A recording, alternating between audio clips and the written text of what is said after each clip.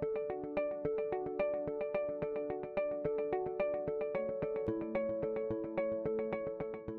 everybody, it's Tracy Shaw with Thread Strategies. I'm here with my great friend and colleague Taryn, who's also a principal at Thread Strategies. And today we're taking a little bit of a look at foundation giving.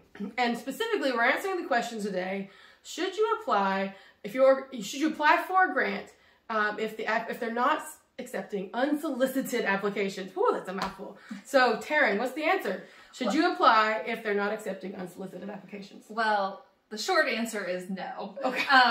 Just straight no. Just straight no. Thanks, Taryn. Yeah. See you later. But we're not finished there. Right. There's a reason why we say this, but yeah, spoiler alert. Just to be pretty blunt up front, the answer is no. But Trace, let's talk about why we make this advice. So it's important for you to understand that we're not making a judgment call whether or not foundations should not accept unsolicited applications. Frankly, we think they should give out lots more money to a lot of our great partners doing work in the world. But you have to remember that foundations, or those who give money through grant processes, have made specific rules based on either their mission, their vision, their values of how they want their philanthropy to go into the world. Also, they probably already have an idea of the applicants. They maybe have even invited those already to apply. Or they have actually just sought them out and given them the money. That happens a lot these days. So those are those reasons. And you have to also think a lot of times these foundation staff are really small, so they might not even have the capacity to evaluate dozens or hundreds or maybe even thousands of applications. You have to be really thoughtful about that side of the coin when it comes to these unsolicited applications. But it's important for you to do that work. We've talked a lot about prospecting. You can see some other videos about that as well. But if you've done the work and you see that, it's just that flag for you to know that you really need to take a step back and perhaps do additional prospecting. But there's a lot of reasons why they wouldn't accept your unsolicited application. Right. And I think the reality is that you're not being like special or cute if you do submit an unsolicited application. No overachievers. This is not an area where you want to be an overachiever. Yeah. For a few reasons. First, as Tracy just said, these funding groups have put together an application process. They've set a scope for what they want to accept. And they probably have staffed for that. So by submitting an unsolicited application, you probably are actually kind of putting upon those organizations and those staff members, which does not generate goodwill for you. And that's not something that you want to do, right, Tracy? No, we don't want to make funders unhappy with us, especially kind of like in a cold call situation. That's not the place to do that. And from what I've also seen, if they're funding in a specific vision or values or programmatic, they know each other. Sometimes you go from a really big pool of thousands of foundations to maybe dozens that are specifically funding work that is aligned with each other. So they know that's part of their work, is to know what kind of resources are going into that type of vision and mission.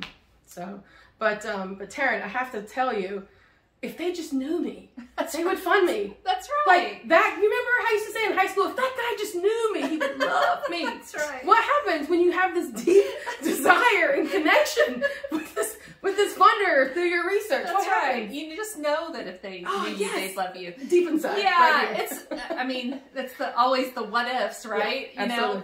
But just like kind of in the dating arena with foundations, you want to, if you think that there could be a connection there, you might like in high school, you would have gone to your friends, right? To ask them please, do you know his mom? Do you know, do you know his mom? Oh, Tracy. Anyway, but yeah, in this case, you would kind of do the same sort of thing where you'd work your network of board members, of other donors, of, other professionals and other organizations to see where there might be that connection to or the other foundation. Funders, because or we're other doing funders, that work. That's right. To see where there might be an opportunity for someone else to make an introduction for you, so that you can start to get to know that foundation rather than taking the time and energy to submit an unsolicited application, which most of the time is just not going to be received well, and you're not going to get the response that you want given the amount of time you've put into putting that application together, because it's very time intensive. Absolutely. So, and that's our reason for answering this question specifically and the other things that we're talking about in these specific videos.